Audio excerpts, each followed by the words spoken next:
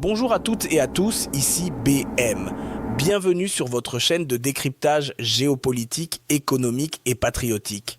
Aujourd'hui, nous levons le voile sur une série d'événements qui redessinent la carte du pouvoir mondial, de l'Ukraine à Manono, de Washington à Kinshasa, en passant par Kigali. Un basculement majeur est en cours. Accrochez-vous, car ce que vous allez entendre n'est pas dans les médias traditionnels. Ce que peu de gens savent, c'est que les États-Unis comptaient sur un immense gisement de lithium situé à Shevchenkivske, dans la région de Donetsk, en Ukraine. Plus de 500 millions de tonnes de minerais, évalués à plus de 30 milliards de dollars. Mais en 2025, la Russie a frappé fort. Moscou s'est emparé de la zone. Résultat, le rêve américain d'un hub européen du lithium est mort-né. Pire encore, ce gisement stratégique est désormais contrôlé par le Kremlin, qui s'apprête à le vendre à la Chine. Et quand l'Amérique perd une bataille stratégique, elle se tourne vers une autre option, l'Afrique, et plus précisément la République démocratique du Congo. Le gisement de Manono dans le Tanganyika devient la pièce maîtresse du puzzle mondial du lithium.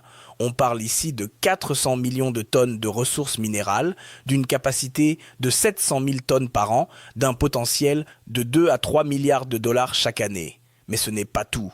Le Haut-Lomami, le Sud-Kivu, le Maniema, de nouveaux sites émergent. Le Congo ne se contente plus d'être riche, il devient incontournable.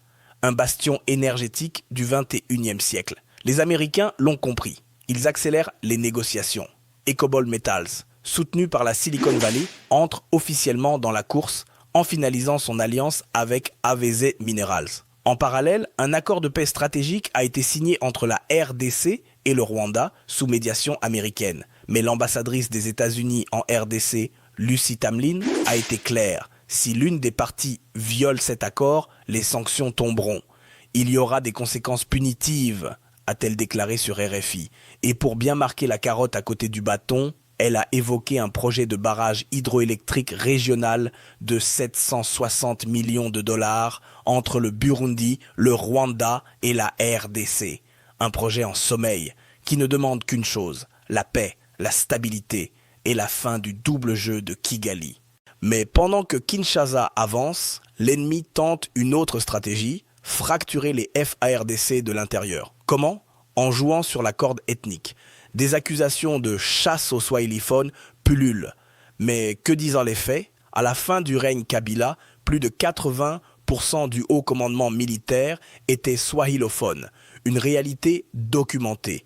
Alors, aujourd'hui, quand les enquêtes judiciaires remontent certaines filières, cela n'a rien à voir avec une guerre ethnique. C'est une reprise en main de l'État.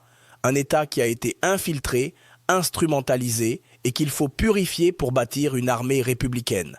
Ceux qui s'indignent aujourd'hui d'une prétendue marginalisation ethnique restent curieusement silencieux face au massacre de populations civiles par le M23 et l'armée rwandaise.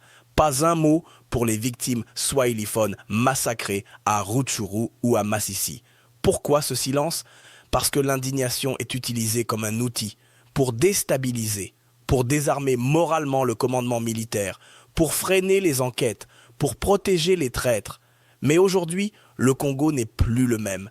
Et chaque cri de protestation révèle une peur panique, celle de ceux qui sentent la vérité les rattraper. L'échec américain en Ukraine crée une opportunité stratégique unique pour la RDC.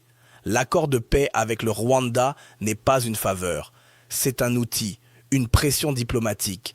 Et dans les mines, dans les projets énergétiques, dans les accords bilatéraux, un seul mot d'ordre, souveraineté. Le Congo n'a pas à quémander, il doit imposer le respect. Et si le Rwanda choisit de trahir encore une fois, alors cette fois, ce ne sera plus la RDC qui paiera le prix, mais Kigali. Merci d'avoir suivi cette vidéo jusqu'à la fin. Ici BM, et je vous invite à vous abonner, à liker, à partager cette analyse pour éveiller les consciences. N'oubliez pas, la guerre de l'information est aussi importante que celle du terrain. Activez la cloche pour ne rien rater. La prochaine vidéo arrive très vite. On ira encore plus loin.